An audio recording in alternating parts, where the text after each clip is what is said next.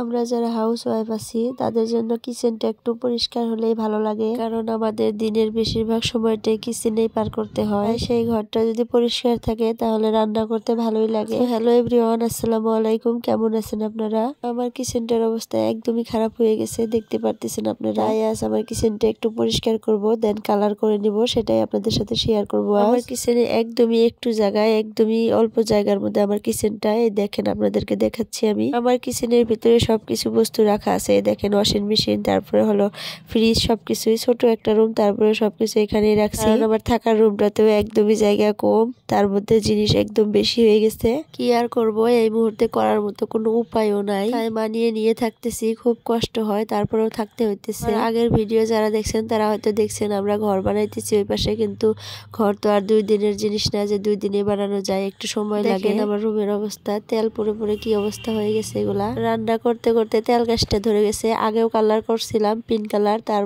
উপরে দেখেন কেমন হয়ে গেছে, দেখছেন একদমই লেতরা হয়ে গেছে। ভিডিও করি তাই ভিডিওতে একটু খারাপ দেখা যায়, তাই আজ কালার করব ভাবছি। হাজবেন্ডের দোকানে যেহেতু কালার পাওয়া যায়, তাই তাকে বলতেছিলাম আমি যে একটা কালার নিয়ে আসো, ইয়েলো কালার, আমি কালার করব। বলার সাথে সাথে কাল সে নিয়ে আসছে কালারটা, সেই কালারটাই আজ করব আমি। ছোট একটা কালার আনতে বলছিলাম, এই যে তাই নিয়ে আসছে, ছোটই নিয়ে আসছে।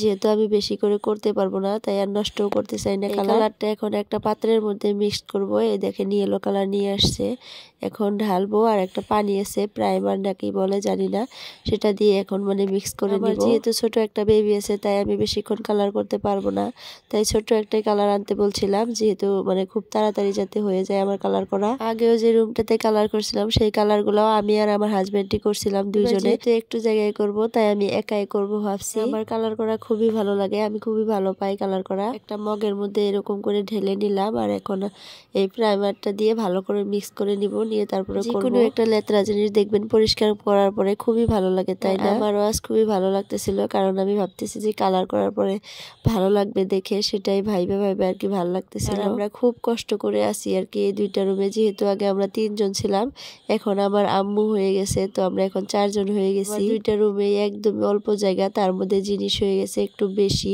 তো রাখতে একদমই মানে কি আর বলবো, ঘিচিমিচি হয়ে গেছে। তাকায় খালি জিনিস আর জিনিস। কিচেনটা বানানোর পরেও কিচেনের ভিতরে একে একে জিনিস করতে করতে দেখেন কতগুলা জিনিস হয়ে গেছে আমার কিচেনে। ওয়াশিং মেশিন কিচেনে রাখছি, ফ্রিজ কিচেনে রাখছি, তারপর একটা ডাইনিং টেবিল, গ্যাসের টেবিল, বেসিন, মানে ছোট একটা স্পেস, তার মধ্যে এতগুলা জিনিস রাখছি আমি। তারপরে ফ্রিজটা রাখছি আমি একদমই গ্যাসের কাছে, যেহেতু জায়গা নাই।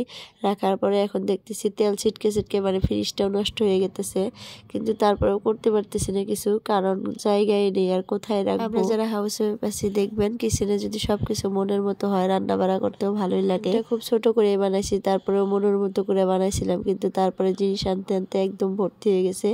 এখন আর ভাল লাগে না, এখন খালি মনে হয় কবে আল্লাহ ঘর বাড়ি করতে দেব, মনের মতো করে সাজাবো। সব মেয়েদের কিন্তু একটা আশা থাকে যে নিজের একটা সুন্দর রান্নাঘর হবে, সুন্দর করে মনের মতো করে সাজাবে।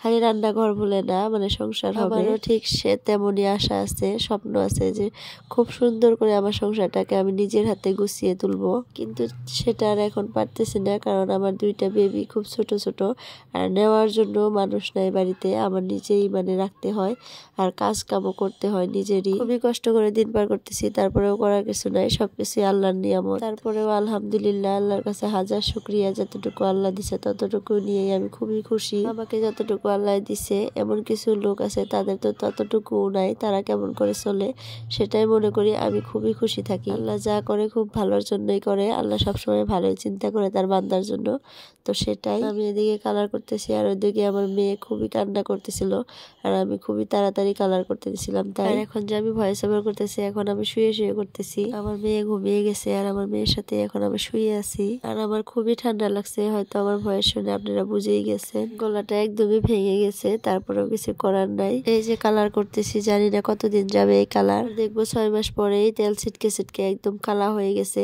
তাই ভাবলাম এবার ইয়েলো কালার করে দেখি কেমন হয়। হালকা পিঙ্ক কালার কালার করা ছিল, আর এইবার টিকটিকে করে আর কি ইয়েলো কালার করে নিলাম। আমার আগের ভিডিওগুলো যারা দেখছেন হয়তো তারা দেখছেনই, আমাদের আগের কিচেনটা খুবই বড় ছিল। হঠাৎ করে আমরা যখন আলাদা হয়ে গেলাম, সবাই সেপারেট হয়ে গেলাম, তারপর এরকম করে ছোট ছোট করে আর কি কিচেন বানিয়ে নিছি রুমের সাথে। তো আমাদের শ্বশুর শাশুড়ি নাই, তাই রুমের সাথে ছোট ছোট করে কিচেন বানিয়ে নিছি।